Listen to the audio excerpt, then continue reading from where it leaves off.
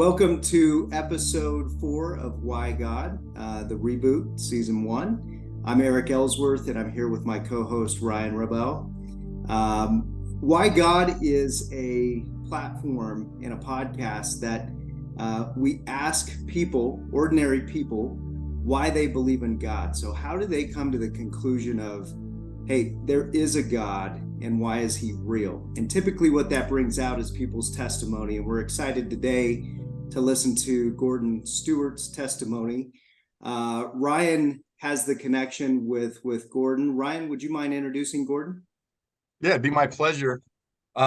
So Gordon and I met in, we think 2012, give or take a year, at Mahi's in Seal Beach at a bar. I was down there for work, and I don't know if many of our listeners know this, but I hold a black belt in procrastination. And ever since I met Gordon, his story was so incredible that I just thought, boy, this really needs to get out there somehow, some way. But Gordon was kind of always the reason, one of the main reasons for me why I wanted to do this was get this out there. So this is a really special day for me because it's, 12 years in the making, and we're finally putting this together. So without further ado, we got Gordon Stewart, my main man from Southern California. And maybe, Gordon, you could share a few things or something that I might have missed, and then we can kind of kick this off. No, I appreciate this, Ryan, and nice to meet you, Eric, too. This is incredible. I agree, and I think that these are stories that I sit every day, and it might sound ridiculous to some people, but for me, I wake up every single day now in a very grateful position because, like I think I told you just before we were starting this, that's yesterday, ironically, was 25 years and 6 months to the day that a doctor sat me down after 4 months of treatment for what turned out to be non-Hodgkin's lymphoma. And he was a very kind guy. I still think he's an amazing guy, Dr. Vahid Javaharian, and said, I've done everything I can. This is not good. And the way it usually goes is you probably have another 4 to 5 weeks left. I was 107 pounds in a wheelchair at that time and couldn't walk, had the night sweats and everything that comes with lymphatic cancers. And I was 37 at the time with 2 young sons. And I wasn't a brave person. I was scared like hell. And he said, if you're fortunate, you'll have 4 to 5 weeks left, but you need to get your paperwork together. Do you have a living trust or a will? And I didn't. I was a workaholic then. I was working so many hours. And I think that was a lot of the reason I got sick. But I had none of that. And the question that still to this day makes me smile, and it's chilling at the same point, is he said, have you thought of how you want this to end? Have you picked out a casket yet if you have to do that? Or have you considered the option of cremation? And I had not considered either of those.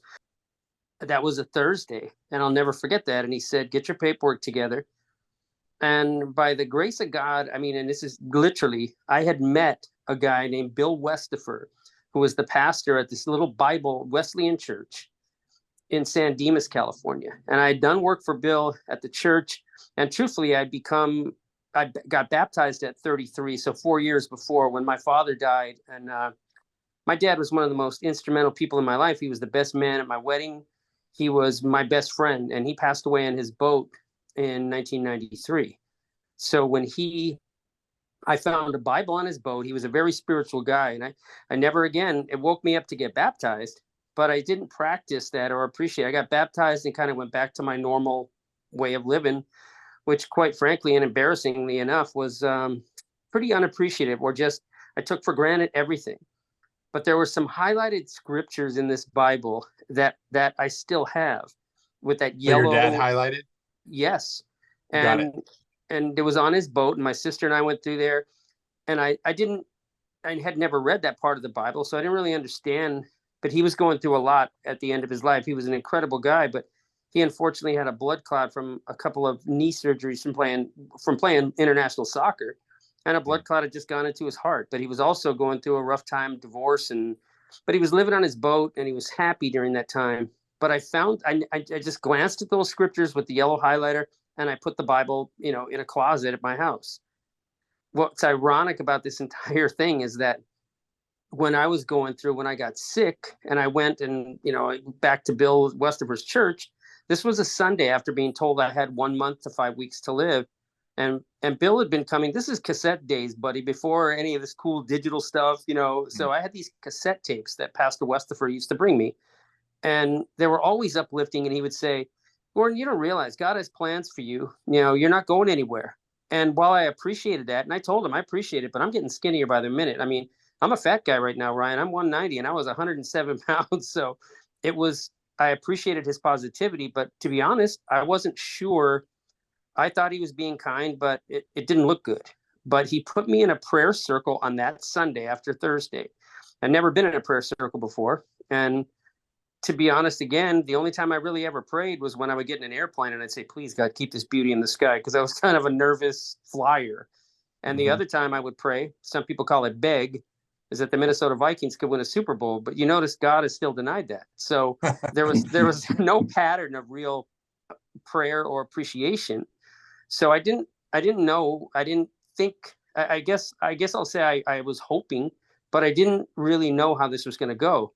But he put me in a prayer circle that day, and 100 people that I knew very just like, kind of casually, older people, some kids. It was a Bible church, just a small Bible church.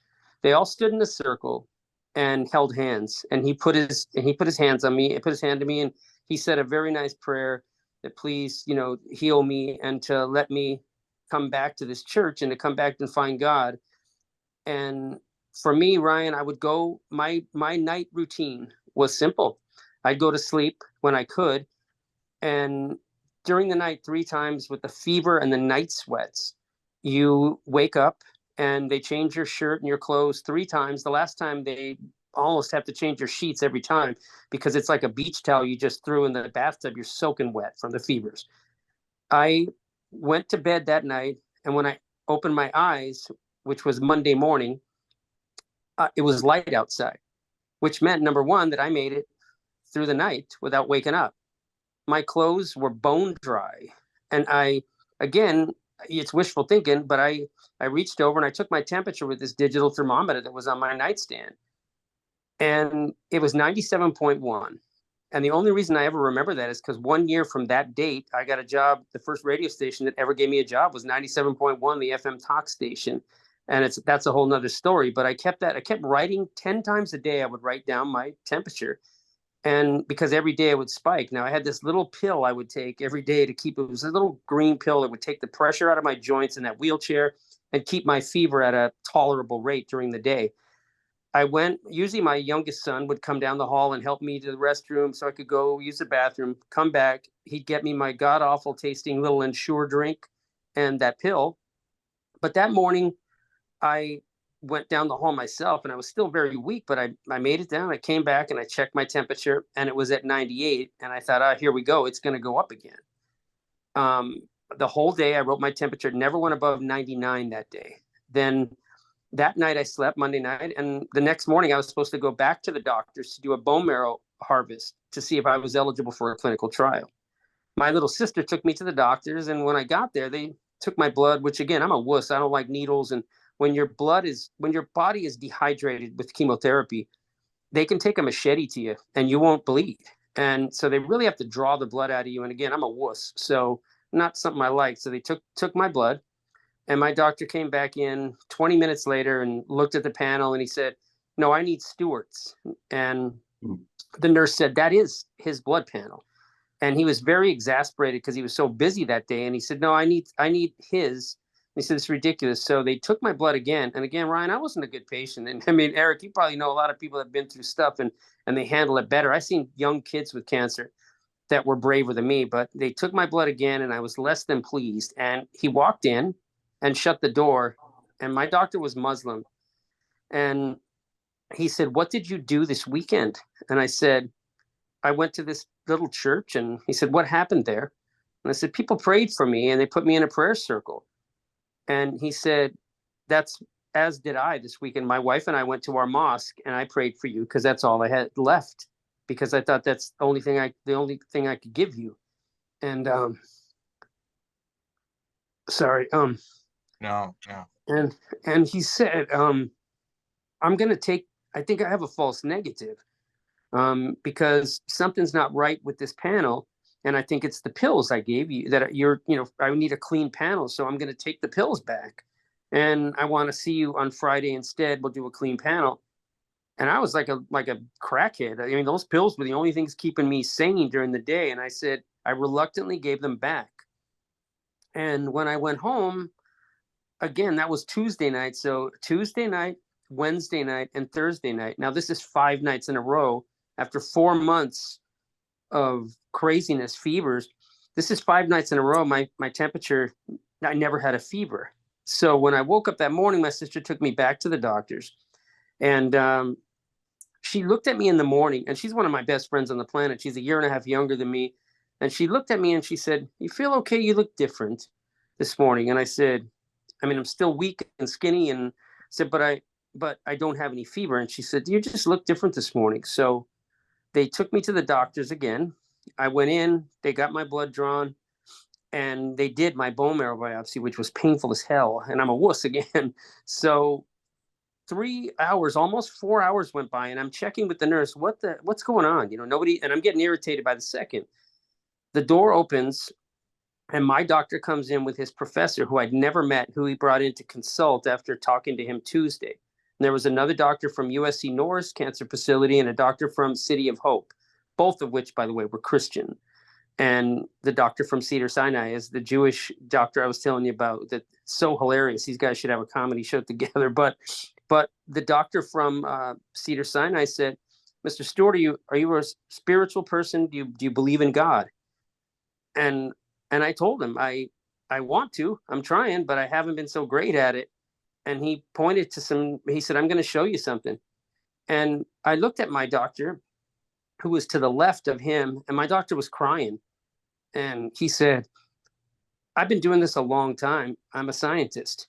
And he said, "This is why Dr. Jabaharian gave you such a bleak prognosis last Thursday."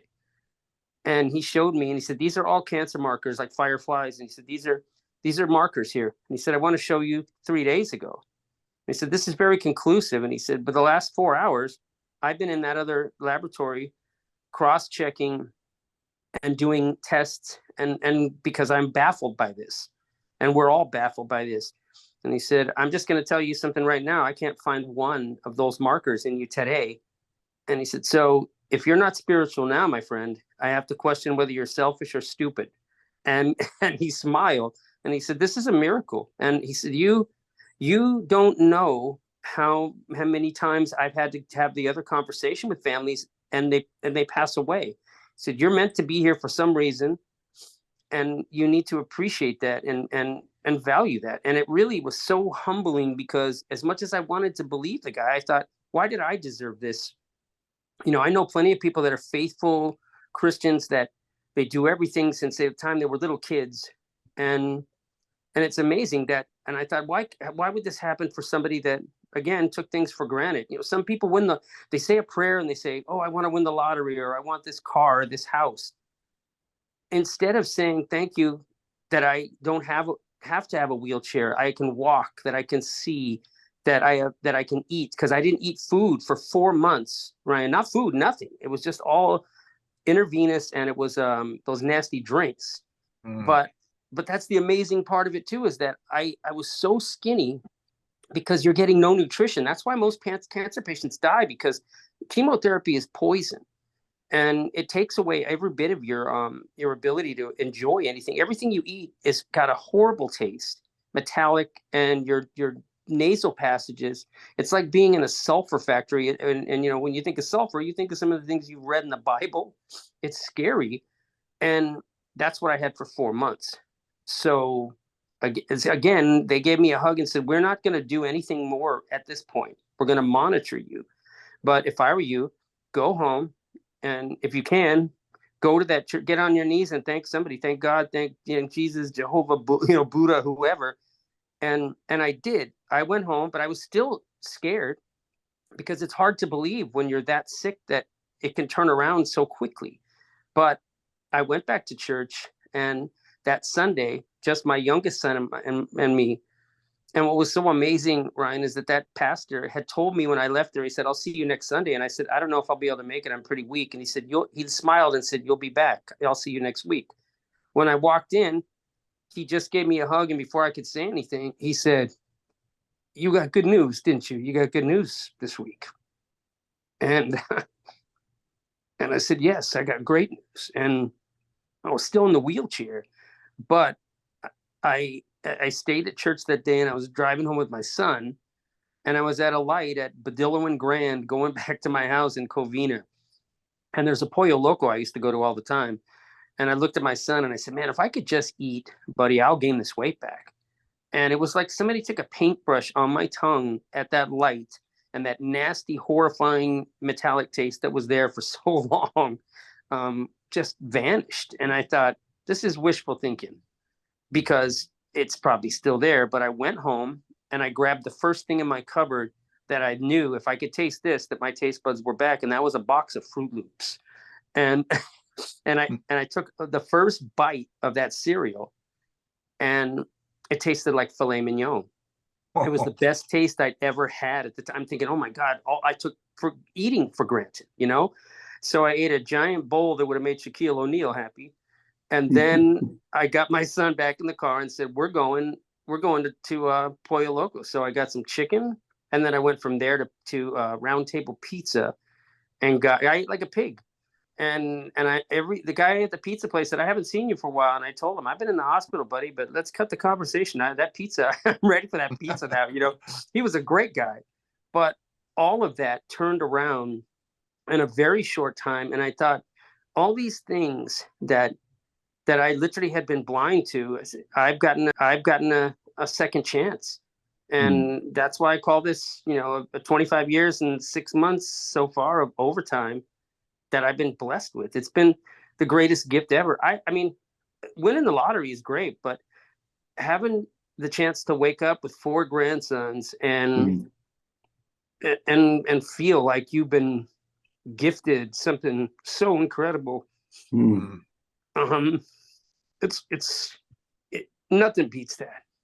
I don't get out of bed any morning, and I'm 63 now, my friend. So I don't get out of bed until I've thanked God for waking up. I thank you so much for opening my eyes. Thank you for giving me another day.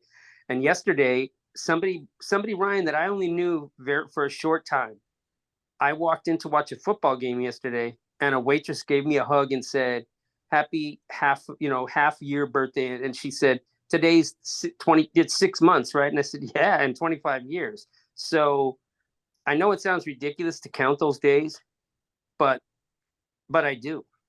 And I can't even tell you how grateful. And if it can happen for somebody like me that really didn't appreciate it, it can happen for anyone. And as I said, when I found my dad's Bible on the boat during my treatment, one of the guys that I worked for and shot video for at LAPD gave me a Bible. And he was a very spiritual Baptist guy. And he said, I want you to read these chapters. And they were the same exact verses in Job that my father had highlighted. I mean, I showed them, I said, these are the same ones. You put the marker here and look at the yellow highlighter in this other Bible. I mean, I don't know. I don't know if there's any bigger, you know, it's not a coincidence that happened. So I try to tell everyone that I can, please, if you think that it's too late, you're wrong. If you think that you don't deserve that, you're wrong. All you have to do is look at the situation and say, look, I can change that today. I can start being more appreciative and more faithful and really believe and let other people know that they can do the same thing. It's just mind-boggling to me. And I feel so humbled that even this conversation today, I can't thank you guys enough, because I want people to know they should never give up. There's always a chance if you literally, you know, give yourself to Christ. Gordon, you said something that struck me, and it was when you realized that you're given this second lease on life, that you asked, why me, right? Like, why me? I know people that, you know, followed Christ and they did everything Mm-hmm. right, and they didn't, necessarily get the gift that I got. Mm-hmm. And what struck me was, I think a lot of people feel that way, right? Mm-hmm. Where and they get that backwards, where God is, and if you read through the Bible, there's a lot of people that didn't deserve it. That's Right? true. And it shows the difference of God loves us, right? Mm-hmm. Rather than us having to perform for him. And That's regardless true. of where you're at, and your background and what you've done, he loves you, and has the power to heal you no matter what your disease is. And I think that's where, I got it wrong for so many years, right? Thinking you had to measure up, and then you fail and measure up. You think back to, Mm-hmm. the Israelites in the Mm-hmm. wilderness, right? And they're wandering for 40 years, and think about all the miracles that God did for them throughout that 40 years. Mm-hmm. And while he's performing those miracles, then they get complacent, and then Yes. they build another god, right? Uh, They start yeah. doing all these things, and you think about that and the power of your story. What really resonates with me was that statement when you said, "Why me?" And I think, why not you, right? God works in people just like you. And man, what a powerful story. I did have a question. The Yes. question I had was, tell me about, and this is just more, I think I've thought about it. And Ryan, I don't know if you've thought about, like, if you've ever gone to the doctor, and you've got a Mm-hmm. prognosis that is life threatening, right? Like 4 to 5 weeks threatening, like you did, Yeah. Gordon. Like what is that? With where you were at in your faith walk, or no faith at that Mm-hmm. point, what was that experience like? What were you thinking? How did that, what was that like? I was scared. I know people since then. I've worked with a lot of kids. I did motorsports adventures for kids, that with my job in the past, where we would take terminally ill children to monster trucks and supercross and races, and they were extremely brave. And I looked at them like, but for myself, I was terrified. I was so scared, and I thought, I'm 37 and I love my kids, and the greatest. My mom was an amazing, really source, and I'll never forget one day I was in a very to tell you how I took it really when I was going through that. I had a really tough day one day, and I took it out on some people I shouldn't have. And my mom came into the room, and she was the toughest little tiny 5 foot nothing 100-pound woman from England, and she shut the door and she said, "Listen, I know you're in pain, dear, and I know you're scared, but David, my youngest son," she said, "he's sitting outside in a chair crying right now. And he said, my dad's going to die, isn't he?" And she said, and my mom was the toughest person on the planet. And she said, "I know you're scared, but you need to toughen up, and don't let him see you act like that. You need to show him I'm strong and I'm going to get through this, because he's terrified." And I thought, you know what? I do need to, it's my turn to wake up. Everybody gets put in a corner sometimes. Everyone has challenges, but that changed everything for me. And she was the wisest, most gentle, kind woman, but she was tough. And I think if it was my mom, and then also that pastor I told you about, he used to pop in at all times in the hospital or at my house with a cassette, and he would say, "Put on a good shirt and sit up. We're going to talk today." And he said, "When you're done with this and you're finished, you're going to be helping me out at this church, and you're going to be doing this with me." And I'm thinking, he's making plans for longer than 4 to 5 weeks. And I thought, well, I why not? And all I kept thinking was, every time I started to get down, you talk about a support system. It's so great to have that, because some people, they don't have that, Eric. You get people that they don't have family. I know a woman right now, she's 84, and God bless her, she's going through cancer. She has no family, no kids, no ex, her husband passed, and her neighbors are all as old as she is. So I give her rides to go to treatment. And one day she told me, you know what? You're more than a chauffeur to me. You're the one. She said, I don't have any family and I appreciate the rides. And I said, what about your neighbors? And she said, they're older than me, for God's sake. They can't give me a ride.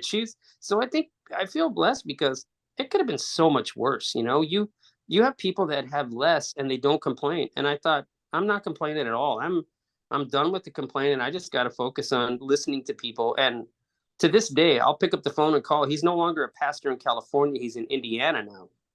And I can pick up the phone. When he answers the phone and I hear his voice, I can still hear him in the waiting rooms at the hospital saying, what do you think you're doing? You're not going anywhere. God has plans for you. The same tone of voice. This has been 25 years. And I love the guy. He's just super kind. And when you have kind people that are that supportive, I think, and then you believe that Jesus is going to give you a second chance. Why can't you just flip that switch and start believing? So I love it when people call me and say, I got your number from a friend and I'm going through this treatment or this cancer, this illness. And they say, can I talk to you for a couple of minutes? I'm grateful when people reach out to me because I've had plenty of people do that for me. And I think those are all gifts to me. I'm very grateful. Hey, Gordon, you've had a couple gifts, and I think they're both better than the biggest lottery. Yes, sir. You got obviously a miraculous miracle, which is just rare, and you've also got the gift of perspective. So, with these two gifts, do you feel like an extra amount of weight? How do you reconcile that? And I don't mean to this be negative, but I can imagine because there's a couple of verses that come to mind, that I think of all the time. And one of them is, blessed for those who've never seen me and yet they still have faith. And then you have someone like you that has just literally had the hand of God come down and touch and heal you against all odds. So it's just a long-winded way. Like, give us some insight of how you reconcile, how you go about your day, and what you feel. If there's any way we can help you, maybe share some of that with us. Ryan, to me, it's a blessing because I look at it this way. And John Lennon had a song where he wrote for his son, Sean, that called Beautiful Boy. And in there's a line that says, life is something that happens to you while you're busy making other plans. And nobody plans to get cancer, but nobody plans to have a car accident or have a child pass away, or there's so many things. So I'm going to send you a shirt. I got to send both you guys a shirt. I have these shirts made that I sat down with a girl once, and she showed a girl that I just happened to cross paths with. And I think nothing is accidental. And she said, I'm going to spend the rest of my life making other people feel less broken. And everybody has challenges. You think you have one. I think what I went through was tough at the time and tough to some people, but I see more people going through tougher things and things that are tough on them. I met a young guy that was back from Afghanistan, PTSD, who was going to commit suicide. And I'm so grateful that I crossed paths with that kid. So I don't think it's a burden. I think every day I add 3 people that I cross paths with to my list to pray for. And these are people I may never see again. But if they have the courage or the comfort level to share something with me personally, then I love to put them on this list. And I added 2 already this morning. And since we're doing this too, I'm going to add both of you guys today because you can never have enough prayers. So I don't think it's a burden. I think it's an absolute privilege to still be here. So for me, even if you can do what this girl said, help somebody feel a little bit less broken, that might be the thing that turns their life completely around. And that's just an honor to even have that possibility. So I people say this all the time, but I love waking up. I love waking up every day. And it's a privilege. I mean, it's such a blessing. Not everyone opened their eyes today, but the 3 of us did. And a lot of people, I think if you woke up today and you're healthy and the people you love are healthy, you're rich. You don't need the lottery. You already won the lottery. So, and life changes quickly, as you both know. So I think it's important too, to live in that moment too, where you just think, sure, I love tomorrow. And, I like the possibility of so many great things, but I also like to sit there in the moment, like I did last weekend at that wedding for my nephew in Virginia, and just look around and go, how blessed and fortunate am I to be sitting here experiencing this? And so I don't know. I mean, I'm not saying that we don't have rough days. Sometimes all of us do, but I can literally flip that switch when I just think, is today what I'm experiencing worse than what I was experiencing when I was in that wheelchair? And the answer is always no. So, get a mitt and get in the game, as my mom used to say. And I love it. You guys are doing a great job by sharing stuff with people, because sometimes people need to hear, I'm not alone in this. I mean, this could, be a blueprint for somebody else, because again, if it can happen for a bonehead like me in California, it can happen for anybody. I'm grateful for that. What do you I'm glad suppose I want to know, like, this Pastor Bill, he's in Indiana now. That's pretty brazen for him to step out like that, and then to have like this confidence that a week later, when you're you're basically circling the drain, for lack of a better term, he comes in, kind of winks at you. That seems really unique. I don't know a lot of pastors that are going to have that kind of audacity, or just that kind of confidence. Maybe you could share a little bit about him, that church. Bill Westifer is without question one of the biggest, I guess you could call him a motivational speaker, but I just call him, I think the guy's like an angel on the planet, because it wasn't just for me. He's done that for a lot of people. But you never notice too, when you shake hands with somebody or you have eye contact with somebody and they shake your hand, and you know that this guy, whatever he's saying, you're believing. He's a real one. Yeah, he is. And he's the same way. Of course, he used to be a basketball coach in Kentucky. He's one of those guys. He's got a hilarious accent. He'll kill me for saying that, but he does. He's he's a guy that just, my mother used to have that term, that everybody uses, salt of the earth people. But he was a serious guy. He's just, if some people will say, no, he'll give you the shirt off his back. No, Bill will find out what size shirt you wear, what kind you like, and buy you a shirt. And he's just a believable, sincere, and strong guy. And to me, you're right. A lot of people say things and a lot of people preach, but I believe that guy, and I still do to this day. If he asked me to get in the plane and go somewhere next week and talk to some people and somebody else that needed help, I would do whatever he asked me to do, because I truly believe he was a very nice conduit for me. And he was the first guy to literally, when you're on the ropes, you're scared and you're not sure. But that guy was like, okay, he's like the Bill Belichick of pastors. I mean, he's got a lot of Super Bowl rings, but his rings are, with the right guy. I mean, I love it. I always said, you got a hotline to God, my friend, and I appreciate that. Bill Belichick at his prime, not this season. No, not this last couple of weekends. You're right. I mean, isn't that crazy? Hey, Gordon, tell me a little bit about your faith today, right? You're 25 years, 6 months removed from a miraculous event in your life. What's your relationship with Christ like today?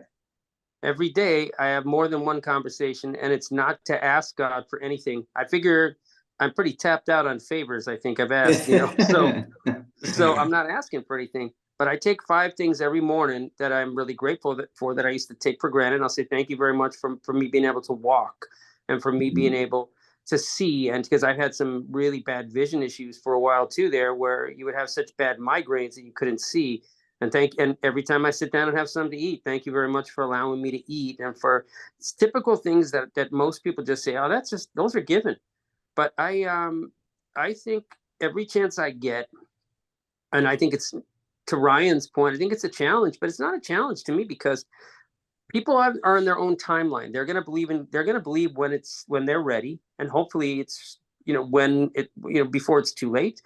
But I don't push people, but I like to plant seeds. My thing with God now is that I always tell people the same thing. You'll do it when you're ready, and hopefully not when you're on the ropes, because it's like getting in a situation where I go to church too, to different churches. I meet people. This is the craziest part, Ryan.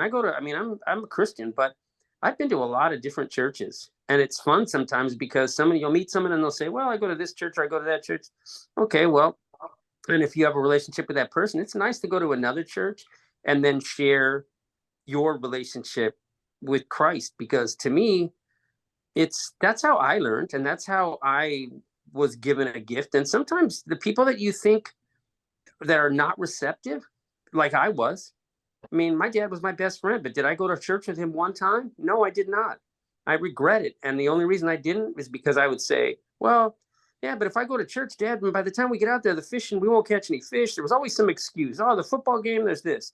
Now, I don't have an excuse. All I do is find different situations to bring God into, and to tell people, listen, I'm not pushing this, but I'm telling you, it's something that for me has changed my entire life. And a couple people asked me recently. I was at an event, a barbecue, and somebody that I just met said, "That dude's always in a good mood. I never see him in a bad mood." And that's not true, because I have my moments too.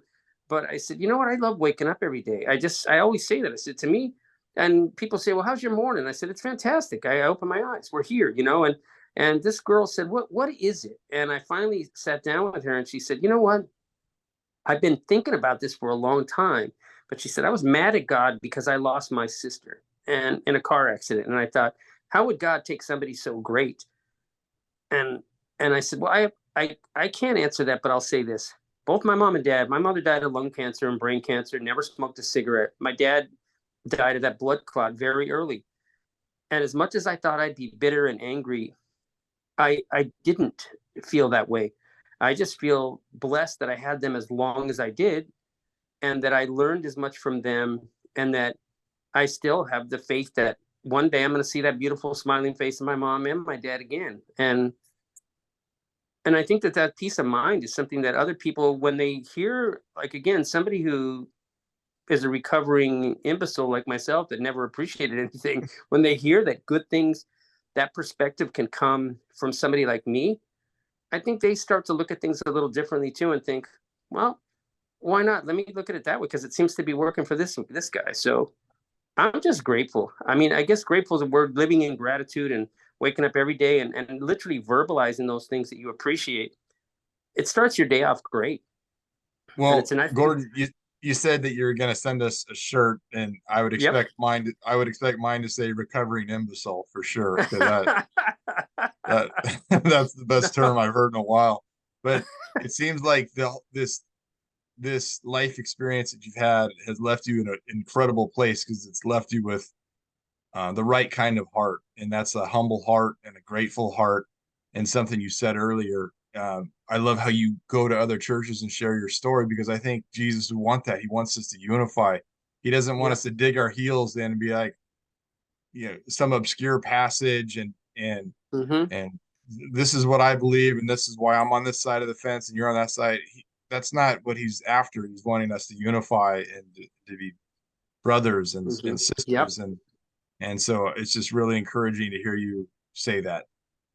Well, I appreciate that too. And I feel like that. I feel I've met so many great people in this life from different faiths, but at the end of the day, they all have one thing in common. They love people, they love their family, and they love, their life. And we never know how many minutes we're going to be blessed with on this planet. And I think I would be a fool if I did not do those things at this point, given they're very ungrateful if you take that chance and don't do things that are positive and kind with it. So I'm just grateful to wake up every day and to learn. I'm learning every day. I'm learning from people like you, and I'm learning from people that have been faithful their entire life, and they're opening up doors and things that I never thought about, and I'm grateful for that. Very grateful. If somebody were to ask you, Gordon, why do you believe in God? I know you've got that remarkable story, right? But somebody just in passing, what would you say? I would say I believe in God because I know for a fact that even when you don't love yourself, He does. And I think for a lot of people, we struggle, right? We blame ourselves when we go through things and we do things or experience things we're not happy with or make poor choices. We're quick to beat ourselves up, but we're not quick to sit back and say, hey, good job, buddy. Look at what you're doing now. And that's everything that God is, no matter what goes on. And I think that was the biggest light bulb that turned on. Forget light bulb. It was like a 747 light that came on for me. And I realized that that's the greatest gift, is that that God does care about you and love you even when you doubt yourself. So I'm positive if everybody had that mindset, they would wake up and think, and what a great